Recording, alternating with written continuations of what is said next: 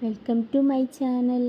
ഞാനിവിടെ തയ്യാറാക്കാൻ പോകുന്നത് ഹോം മെയ്ഡ് ചീസ് ഉപയോഗിച്ച് എങ്ങനെ എളുപ്പത്തിൽ ബ്രെഡ് കൊണ്ട് പിസ്സ ഉണ്ടാക്കാമെന്നാണ്.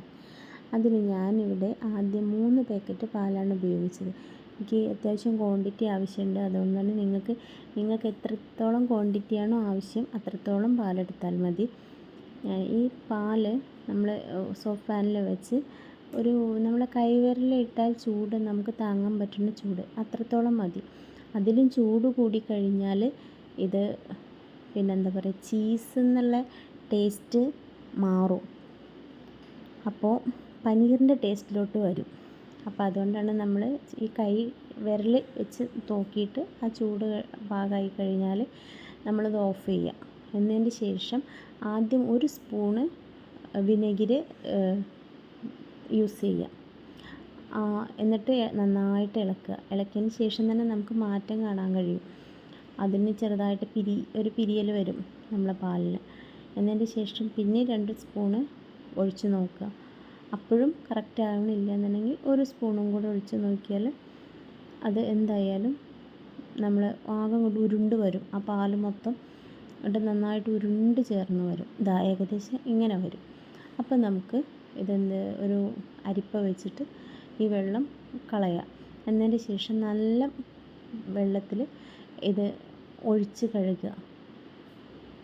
കഴുകി കഴിഞ്ഞാൽ ഇത് നമുക്കൊരു ഒരു കോട്ടണിൽ കെട്ടിയിട്ട് നമുക്കത് നല്ല പിഴിഞ്ഞ് കളയണം.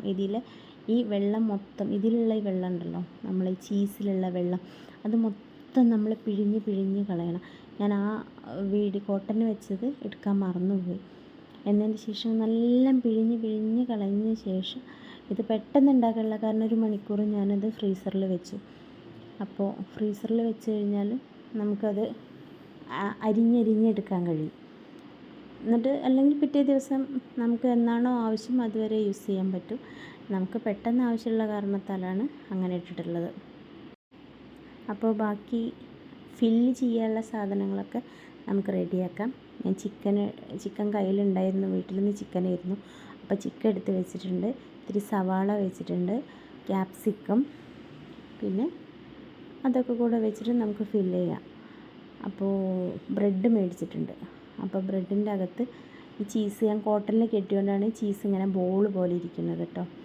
എന്നിട്ട് നമ്മൾ ഫ്രൈ പാൻ അടുപ്പത്ത് വെച്ച ശേഷം ഇത്തിരി നമ്മൾ ടൊമാറ്റോ കെച്ചപ്പും കൂടെ യൂസ് ചെയ്തിട്ടുണ്ട് കേട്ടോ. അപ്പോൾ നെയ്യ് പാനിലോട്ട് ചേർത്തി എന്നിട്ട് നമ്മളതിലോട്ട് നമ്മൾ ഫില്ല് ചെയ്ത ബ്രെഡ് വെച്ചിട്ടുണ്ട്. എന്നിട്ട് ചെറിയ ഗോൾഡൻ കളറാവുമ്പോൾ നമുക്ക് തിരിച്ച് മറിച്ചൊക്കെ ഇട്ടിട്ട് അത് വേവിച്ചെടുക്കാം. അങ്ങനെ ഞാനതെല്ലാം നന്നായിട്ട് മാറ്റി വെച്ചിട്ടുണ്ട് പ്ലേറ്റിലോട്ട്.